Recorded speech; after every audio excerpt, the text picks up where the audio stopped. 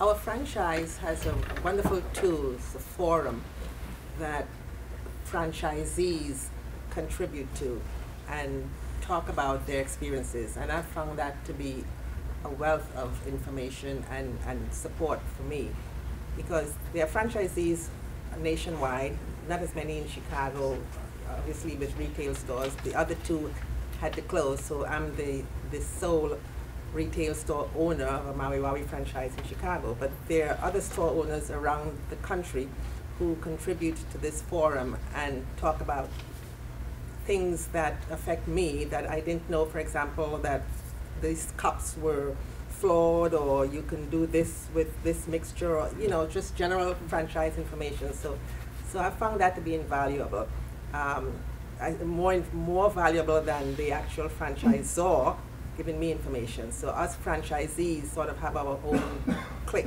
that support each other, and then family would also, and friends are very supportive, although they haven't experienced what I'm experiencing or lived through what I'm living through. They keep sending positive words my way, saying, keep it up, we know you can do it, and that helps. But I think the forum is a source of my support, because they share relevant information that I can utilize on a daily basis. Chris? For support, I think when I started, I definitely read a lot of forums. There's a lot of industry-related forums. Say you're in jewelry business, I'm sure there's a forum for it. If you're in a plumbing company, I'm sure there's a forum for it. But since then, I've kind of grown through working with more business advisors. So I have a group of about 10 advisors. I meet with them on a somewhat regular basis, working through different issues or problems that are having. Each of them have a different specialty. This year I'm trying to formalize that a little bit, so we're having quarterly board meetings. But I found that that's been extremely helpful to tap into their network resources. And a lot of them, a couple of them are retired executives, so they've been there, done that, so they can share great advice to help grow. Chris, the advisors you're speaking of, are these people that you sought out to mentor you, or are they members of a particular group or Paul, or how did that relationship establish? I just want to repeat the question for the camera. So the question was, how did Chris find these advisors that he's talking about, the 10 people?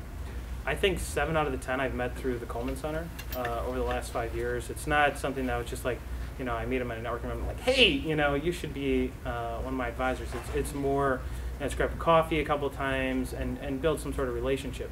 And that's kind of where it's grown from. And then the other people are just, whether I met them through the industry or friends and family kind of thing. And also talking about, this connection with other business. I think slowly all my friends are now business owners. I don't think I have any friends that don't own or have some sort of aspirations to do that, which is kind of interesting. But yeah, so I kind of live and breathe it, I guess. Chris, the advisor group that you put together over time through the center, but what are you giving a piece of the company? Are you giving, what are they getting for their time? They get to hang out with me. No, I'm just, no, you know what? Honestly, I'm not really sure why. A lot of them are older executives, and they kind of, like the energy that my team brings. I don't know, to be honest with you. I've talked about doing some sort of, share in profits or something like that. And I think at a certain growth point, we will do that. But for right now, they're happy just, helping me as an advisor. Allow yourself to get away from the business. Don't live and breathe your business 24/7. Allow yourself to have outlets, and that's why I jokingly say Jim Beam is great, and also know when to dig into your business, when you need to step up to the plate, when you need to refocus your employees or say, hey, this is what we're doing and this is what we should be doing. So and that's on the personal level. What was the professional support? Professional mentors, support. There's colleagues. Organizations, the Chicago Jewelers Association, the Women's Jewelers Association, the trade associations, which are wonderful. 9 out of 10 times I'm giving support to the mom and pop stores. I have stores on Belmont and Central, stores down in Waukegan, stores in Mississippi. You give them support. Hey, you're doing well.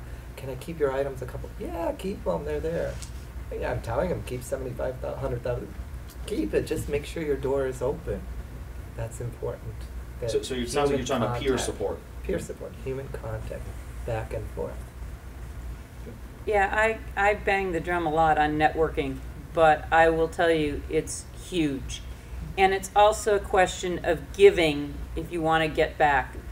I'm a big fan of the Chicagoland Chamber, and in particular their Entrepreneurial Center. When I was active in marketing, I volunteered to be a marketing consultant to their members. Did two things for me. Again, it got my name out there, and if they had companies who had marketing dollars, guess what? Now they knew who to call. But it's because I gave them something. I get very involved in the nonprofits. And then when they're out calling on doctors and nurses and hospitals, who do you think they talk about? So I have found that you get great pleasure from giving to people because of what you get out of it personally, but also what you get out of it from a business point of view. It gives you both. The thing about networking also is you tell people what you're doing, and especially on a day when you're really kind of down and you're not feeling like you want to do anything, you go to a networking event, somebody says, wow, that's really great what you do. Wow, that's such a great idea. All of a sudden you get that feedback and it pumps you up again. You realize, you know what?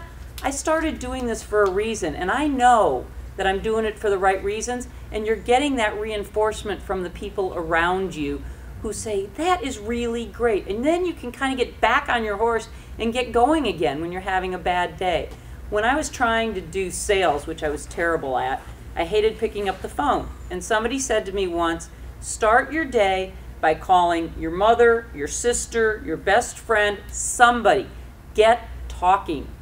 Get going, so that then you can move on to the tougher conversations, the business conversations, things like that. But you've got to start the motion and get going from somewhere. And then the other thing is, yeah, there are peer groups. I also have groups that I am involved with, and there's one in particular that has an annual conference, which is coming up in 6 weeks. And when you're looking at cash flow that I'm looking at, you say, geez, okay, this conference between airfare, blah, blah, blah, is going to cost me $1,500. Can I afford $1,500 and 3 days away from the business? Yeah, I can, because I have to. I have to meet those 300 other people around the country who are doing what I'm doing. I need to listen to what they're going to tell me in those seminars that I'm in. I need to know what's going on out there, and I need to get the reinforcement. I need to have that cocktail hour with those people who can all sit back, and this is a crazy group. They dance, they drink, they have a great time. And then during the day you have your seminars. So you need to have that reinforcement out there.